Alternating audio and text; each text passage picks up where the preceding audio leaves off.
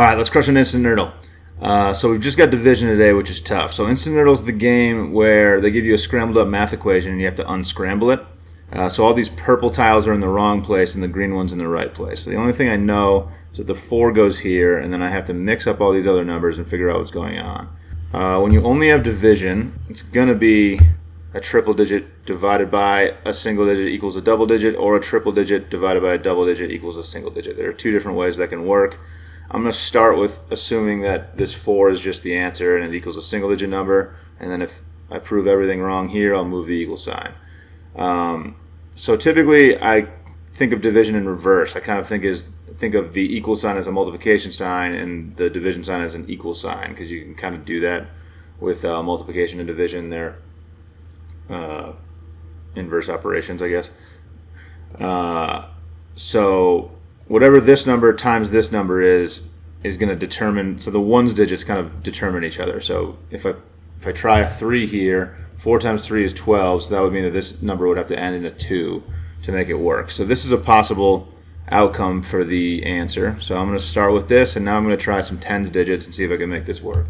So I haven't tried a 1 yet, but that's not going to get me into the hundreds. If I do 1 here, so 40 times 13 is like 52 or something. So that's not going to be big enough. If I put a 9 here, that's in the 300s, because 90 times 4 is 360. We don't have another 3. We're using our 3 here, so that won't work. 6 doesn't work here. So already I can tell that this layout doesn't work. So the 3 failed here. If I put a 1 here, it's going to end in 4, so that doesn't work at all. Can't use the 1 there. If I put a 9 here, it ends in 6. That looks possible. We have pretty small numbers. I don't think we're going to be able to get very high. 3 is the only one that... Oh, that's it. 3. 3? No, maybe not. No, that's probably not it. Yeah, wait. That was close, though. Okay, 3 is 100. So 39 times 4, 40 times 4 would be 160. So subtract the 4, it's 39, is 156. So that's really close, but not quite it. So that means 9 can't go here. So I haven't tried the 6 here yet, but 6 times 4 is 24. This would end in a 4. That doesn't work. And 2 can't go here.